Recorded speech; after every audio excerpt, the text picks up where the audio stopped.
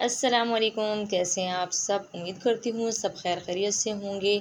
और आज के व्लॉग का आगाज़ करते हैं इस नेक दुआ के साथ कि जहाँ भी रहें खुश रहें, हंसते रहें, मुस्कुराते रहें और दूसरों में खुशियाँ बांटते रहें। तो आज के व्लॉग का आगाज़ करते हैं सुबह नाश्ते से। तो मैं सुबह जल्दी उठ गई थी क्योंकि बच्चे अभी सारे सोए हुए हैं। मैंने कहा पहले मैं नाश्ता बना लूँ, उसके बाद ही मैं बच्चों को उठा लूँगी। तो आटा मैंने रात को गूँध लिया था और इसके बाद मैंने चाय चढ़ा ली। चाय चढ़ाने के बाद चाय मैं किस तरह से बनाती हूँ, इसमें सौंफ भी डालती हूँ और थोड़ा-सा इसमें मैं नमक भी डालती हूँ और इसके बाद कॉफ़ी को मैं बहुत अच्छे तरीके से पका लेती हूँ और उसके बाद ही मैं दूध डालती हूँ। आजकल जैसा कि आप लोग जानते हैं कि कराची में बल्कि पूरे पाकिस्तान में बारिशों का सीज़न चल रहा है। तो बारिशों की वजह से स्कूल में बच्चों की भी छुट्टियां चल रही हैं। मोहम्मद जो है ना वो थोड़ा जल्दी उठ जाता है क्योंकि उसकी आदत बनी हुई है स्कूल जाने की, तो वो जल्दी से उठ जाता है और उठते ही वो फिर क्या करता है कि मोबाइल को ही उठा लेता है और मोबाइल पे वो गेम खेलता रहता है। अभी भी वो उठ गया है और बाकी बच्चे जो हैं अभी तक सोए हुए हैं।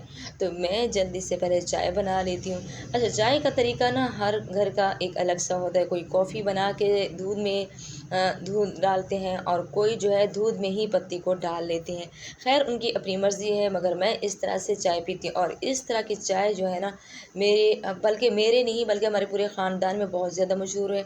और एक दूसरी बात कि जब हम चाय बनाते हैं उसमें सौंफ या फिर इलायची लाजमी ही ऐड करते हैं। इससे चाय का पीने पीने का जो मज़ा है ना वो डबल हो जाता है और चाय बहुत मज़े की बनती है। एक बार आप भी ट्राई करें। इलायची इलायची आजकल क्योंकि आपको पता है कि इलायची काफ़ी महंगी हो चुकी है। इलायची नहीं है तो फिर आपने इसमें सौंफ थोड़े से सौंफ डाल लेने, और अगर सौंफ भी नहीं है तो इसमें थोड़ा सा आपने ज़ीरा डाल लेना और इतनी मज़े की चाय बनेगी ना, जब आपको एक बार इसको पी लेंगे तो आप बार बार इसी चाय को ही बनाएंगे। ये क्या मैं सिर्फ चाय की ही तारीफ़ें किए जा रही हूँ। और इसके बाद मैंने पेड़े बना लिए और पेड़े मैंने बनाए हैं क्योंकि हम लोग ना 6 बंदे हैं, तो 6 बंदों के लिए हमें 6 पराठे बनाने पड़ेंगे मुझे। तो पेड़े पहले से मैं बना के रख देती हूँ ताकि वो थोड़े से सेट हो जाएँ।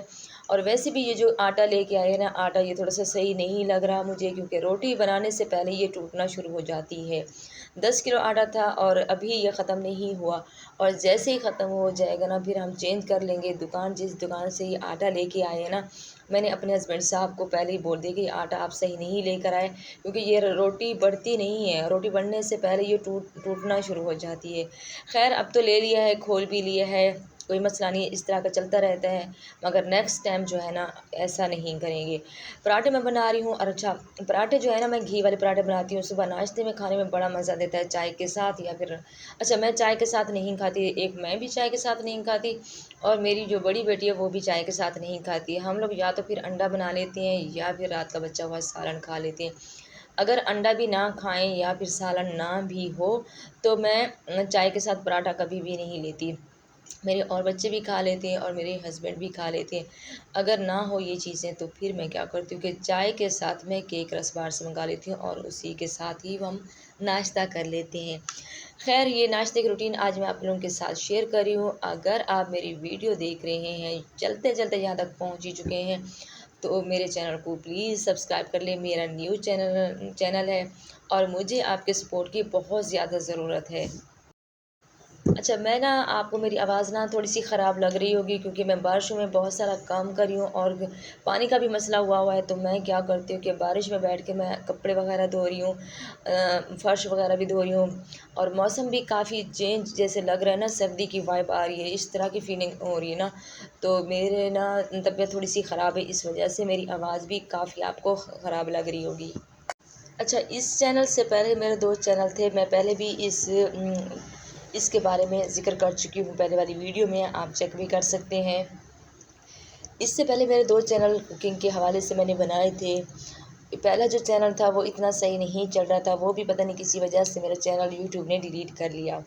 और उसके बाद मैंने दूसरा चैनल बनाया था कुकिंग का चैनल दूसरा भी बनाया था, वो बहुत अच्छा चल रहा था।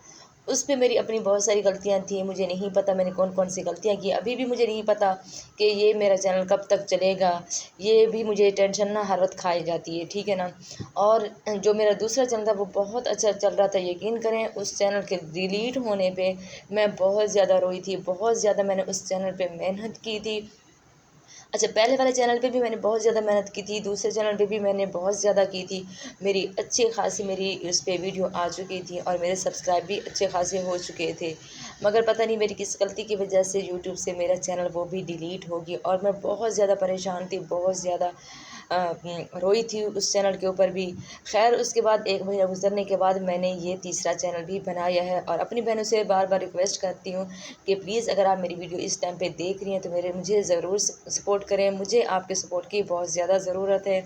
मेरे चैनल को ज़रूर सब्सक्राइब कर लिया करें और मेरी वीडियो को फैमिली और फ्रेंड के साथ शेयर भी कर लिया करें। अच्छा, ये चैनल पे मैंने यकीन माने कि मुझे बहुत मुश्किल से मैंने ये चैनल बनाया है, मुझे इस चीज़ की परमिशन नहीं मिल रही थी घर से, बहुत मुश्किल से मैंने इस चैनल को बनाया है। और मैं अपनी प्यारी बहनों से उम्मीद करती हूँ कि आप मुझे फुल सपोर्ट करेंगे, मेरी वीडियो को सिर्फ देख लिया करें, लाइक कर लिया करें, बस यही सपोर्ट आपके लिए आपकी होगी मेरे लिए और मैं अपनी बहनों का बहुत ज़्यादा शुक्रगुज़ार रहूँगी अगर आप मुझे सपोर्ट करेंगी तो। इस चैनल पे आपको मेरे घर की रूटीन में आप लोगों को साथ शेयर करूँगी, जो भी सुबह के नाश्ते से लेके रात गया तक जो भी मेरी रूटीन होगी मैं आप लोगों के साथ शेयर करूँगी। अच्छा, ख़वातीन को ना मुश्किल से इजाज़त मिलती है एक चैनल बनाने में, कितनी घरवालों की मिन्नतें कर कर के एक चैनल बनाने की इजाज़त मिलती है।